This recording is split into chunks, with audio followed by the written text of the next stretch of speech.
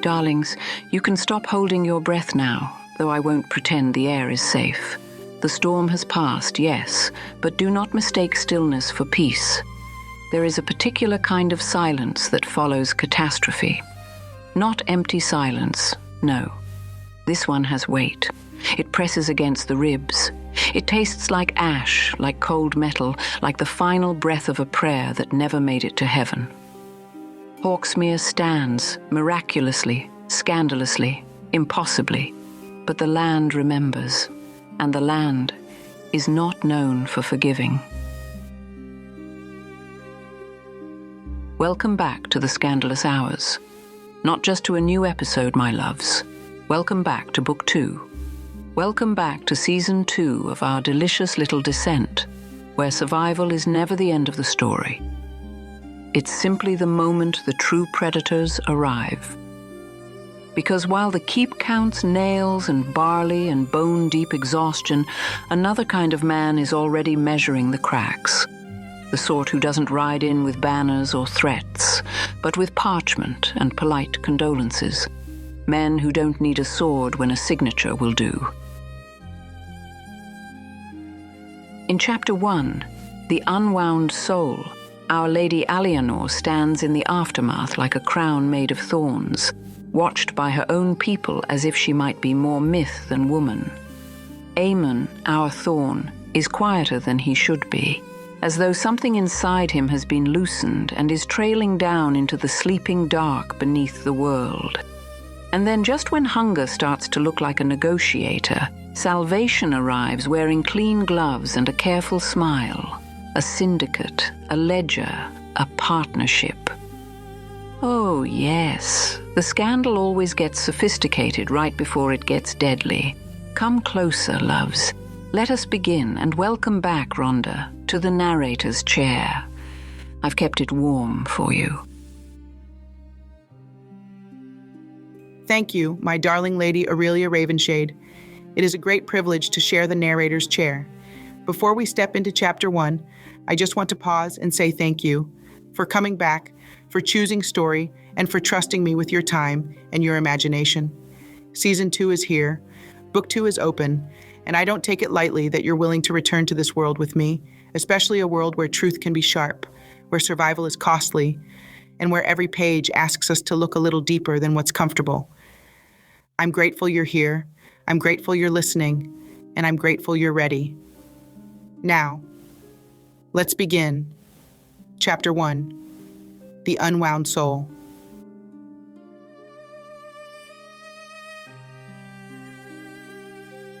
The silence after the storm was a living thing.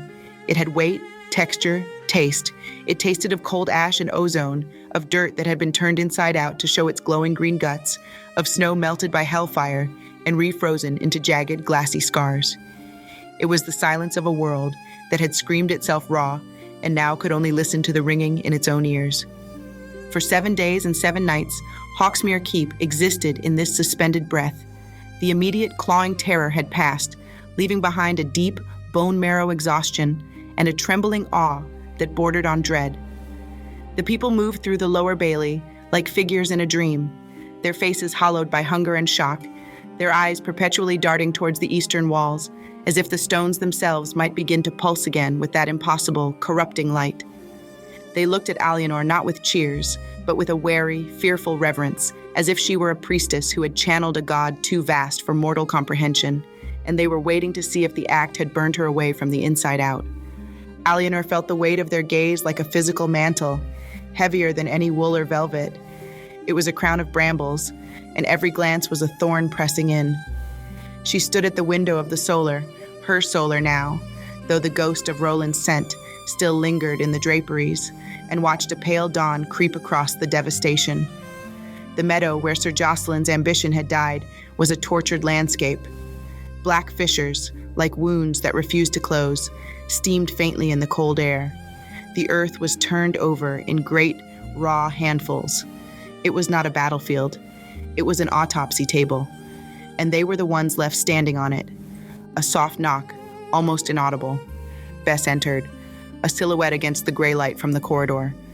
She carried a wooden tray with 2 bowls of porridge so thin it was little more than hot water holding a memory of barley. Her hands, always so capable and gentle, trembled slightly, making the liquid sway. "You didn't come down, my lady," Bess whispered, her voice raspy. They were waiting." "What did they wait for, Bess?" Alianor asked, her own voice rough from silence and unshed tears. She didn't turn. "A speech? A victory feast? Should we raise a toast with the last of our grain to the fact that we had to beg the dirt beneath our feet to save us from the men who walk upon it?" Bess set the tray down on the heavy oak chest with a soft thud. "They wait to see you," she said, her words careful, deliberate, "to know you're still here, that you're still you." She took a step closer, her fear for her lady outweighing her own lingering terror. "Some are saying the green fire might have taken part of you, burned away the bits that were just Alianor, and left only the lady who speaks to stones." That finally made Alianor turn. She saw the genuine, profound fear in Bess's eyes, not of her, but for her. The fear that the woman who had held her while she wept in the dark, who had shared secrets and simple joys, might be gone, replaced by something remote and terrifying. The sight of that fear was a lance through Alianor's own numbness. She crossed the room and took Bess's cold hands in hers. "I am here, Bess," she said, the words an oath. "I am tired. I am so tired I feel I might turn to dust. I am frightened of what we woke, and I am haunted, every moment, by the sight of you and Tom on that platform." Her voice broke. "But I am not gone. The stone did not take me. It used my voice. There is a difference." Bess's eyes filled, but she blinked fiercely, the practical maid reasserting herself. She squeezed Alianor's hands. "Then you need to eat, to show them. The Thorn is already in the hall. He and Tom are counting nails in despair." The great hall was a cavern of shadow and feeble, defiant light. The great hearth fire, the symbolic heart of the keep, was fed not with robust logs, but with splintered timbers salvaged from the wreckage of Jocelyn's abandoned siege engines and the shattered remains of carts. The flames were sullen, coughing smoke, painting the gaunt faces of the gathered people in a desperate chiaroscuro. Alianor entered, and the low murmur of conversation died, swallowed by the thick silence.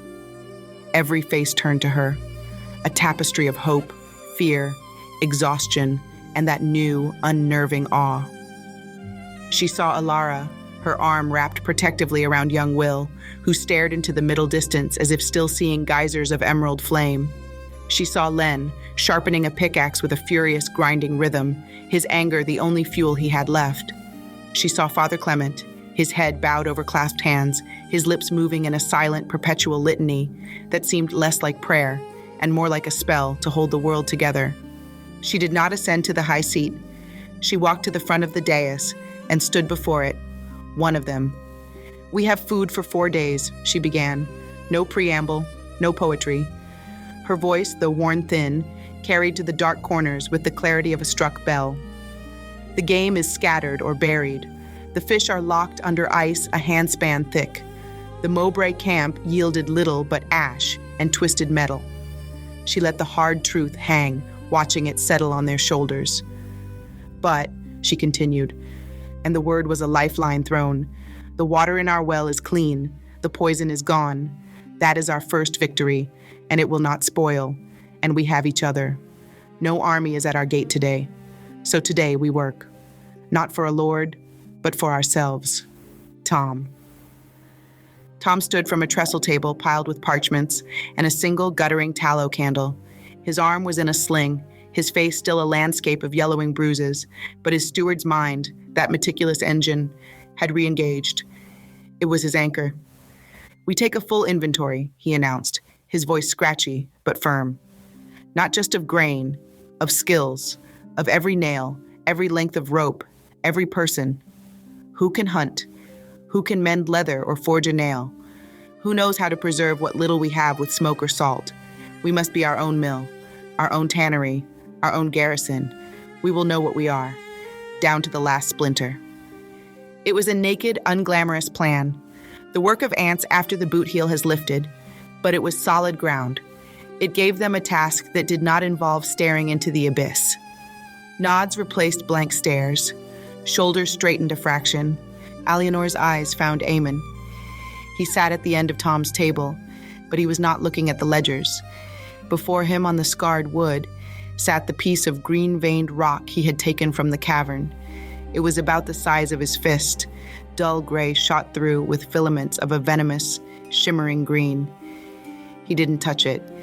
He simply stared, his head cocked slightly, as if listening. The fierce, coiled readiness that had always defined him, the Thorn's defensive tension, was absent. In its place was a profound, unsettling stillness. He looked drained, hollowed out, and yet intensely focused on something no one else could perceive. He was a soul unwound, its threads trailing down into the deep places of the earth. Later, in the chill of the infirmary, a room that smelled of bitter herbs and the sour tang of fear sweat, Eamon finally spoke. Young Will slept fitfully on a pallet in the corner, his broken leg bound, his dreams evidently not peaceful. "It's dreaming," Eamon said, his voice low, not looking up from the rock in his hands.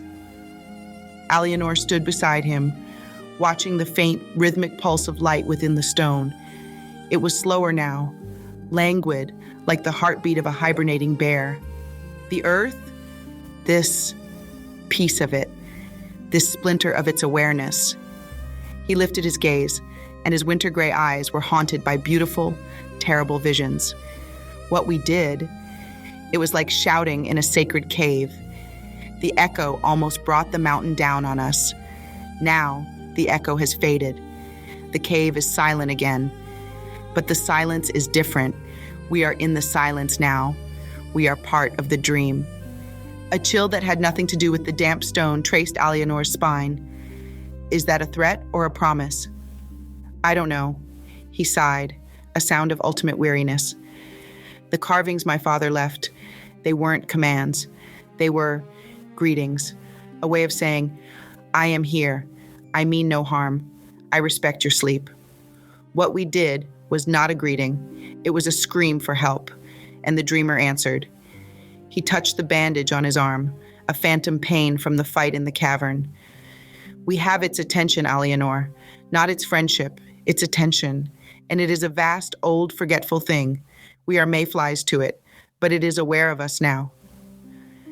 Can we learn your father's language? Can we speak to it properly?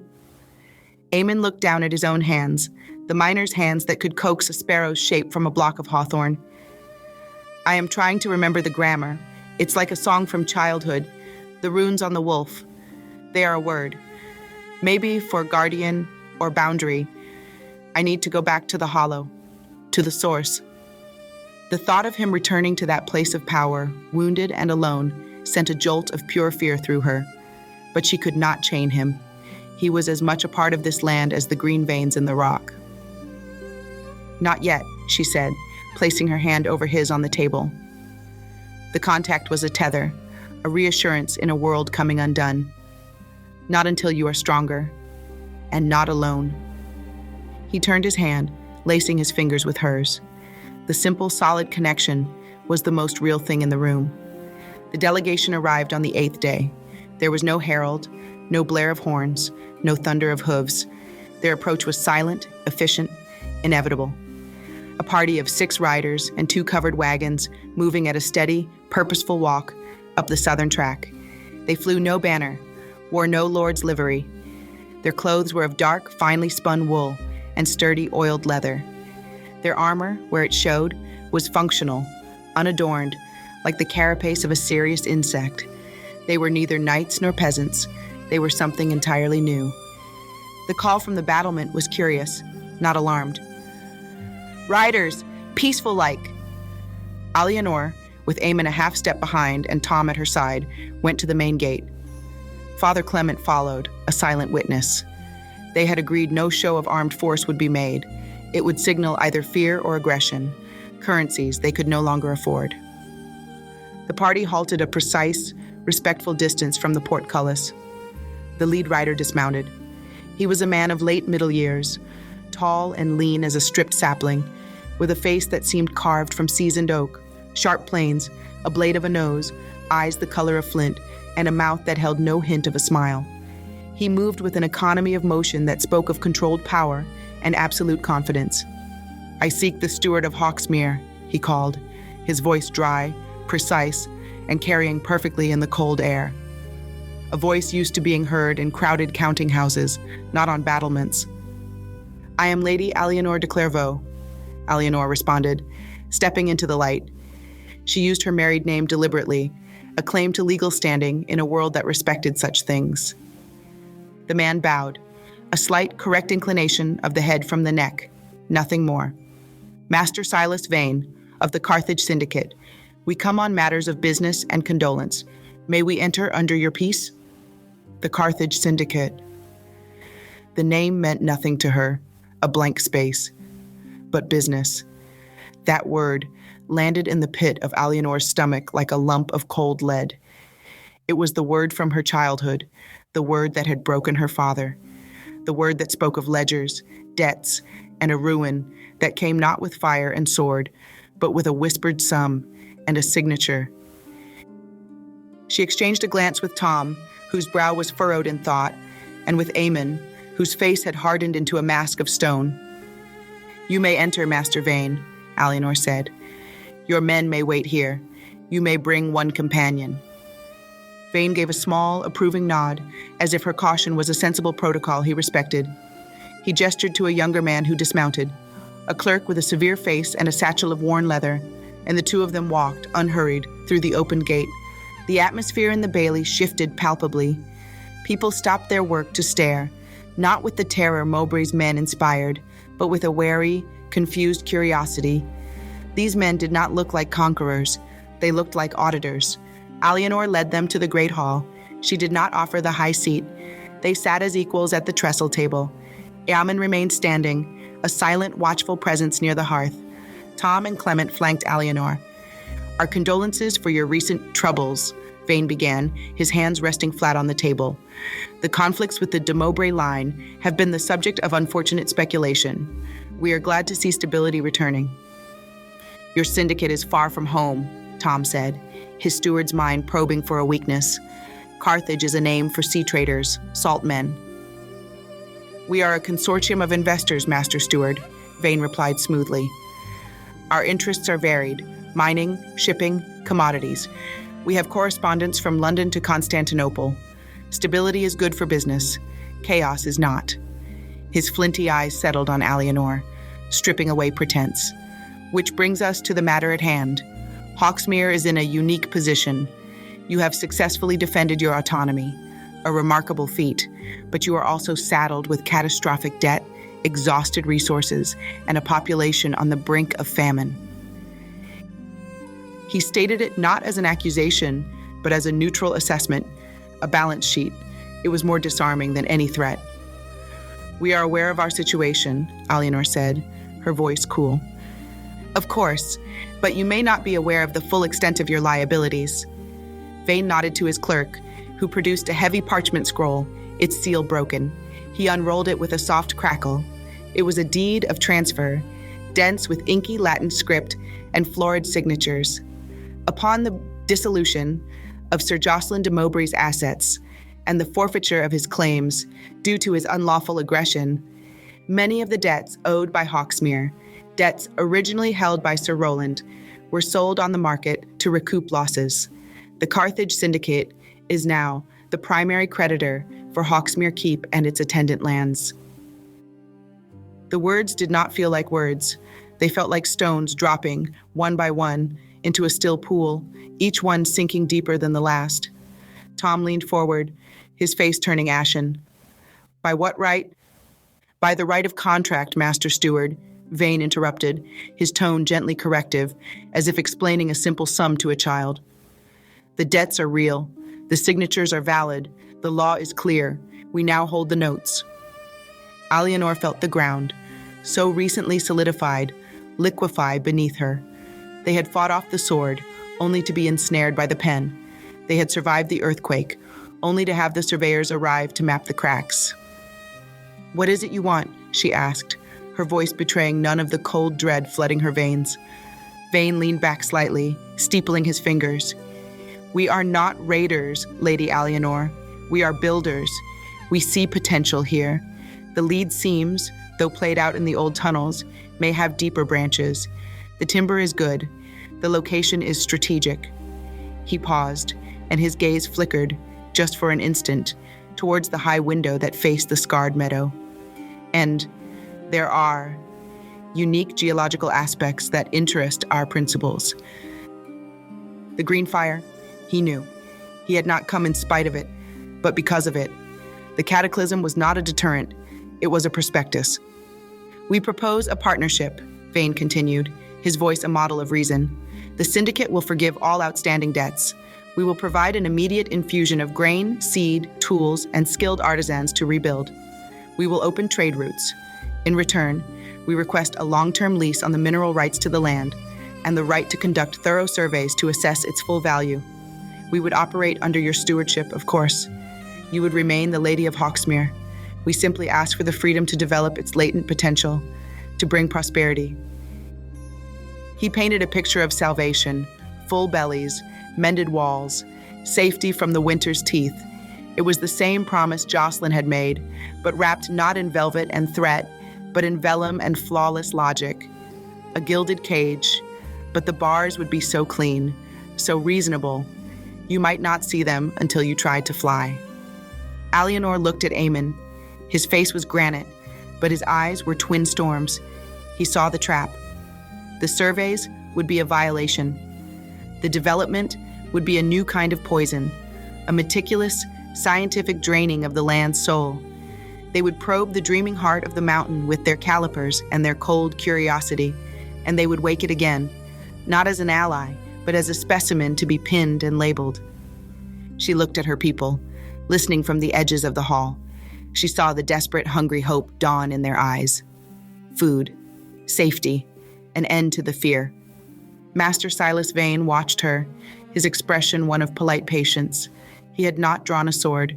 He had presented a ledger, and in doing so, he had issued the most dangerous ultimatum of all. "You ask for much, Master Vane," Alianor said, the words like stones in her mouth, buying seconds for her reeling mind. "The soul of this land in exchange for its body." Vane's thin smile finally appeared, a crack in the seasoned oak. "I ask for a partnership based on mutual benefit. The soul, as you call it, is a poetic abstraction. We deal in reality, in growth, in the future." He stood, his clerk mirroring him instantly. "We will give you 3 days to consider our offer. Discuss it with your people. The terms are, as you will see, most generous." He bowed again, and with a final, assessing glance around the hall, a merchant appraising an acquisition, he turned and walked out, his clerk a silent shadow. The silence he left behind was different. It was thick with temptation, fraught with a new, sophisticated fear. The battle for survival was over. The war for the future of Hawksmere had just begun, and the first weapon fired was a column of numbers in a ledger.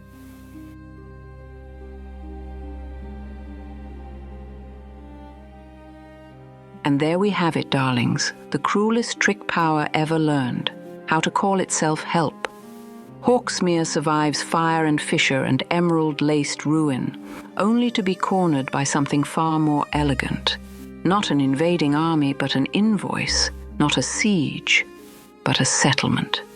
Master Silas Vane doesn't need to raise his voice to threaten a woman. He only needs to remind her that the world is built to punish her for needing anything at all. Food, tools, safety, time. He offers all of it with the calm confidence of a man who believes destiny can be itemized. But here is the thing I want you to hold in your chest as you leave this chapter. Alianor's greatest danger isn't simply that she might lose her land.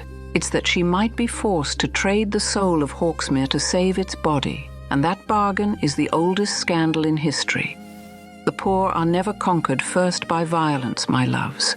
They are conquered by necessity, and necessity has a way of making cages look like shelter. 3 days, that's the deadline. 3 days to decide whether prosperity is worth surrender.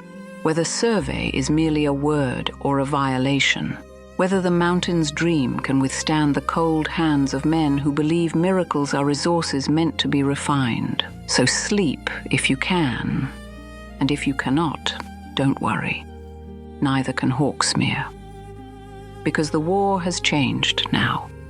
The swords are gone, and the numbers have arrived. And in the next chapter, we will see what happens when hunger meets temptation. And a woman learns that the most dangerous enemy is the one who offers rescue with terms attached.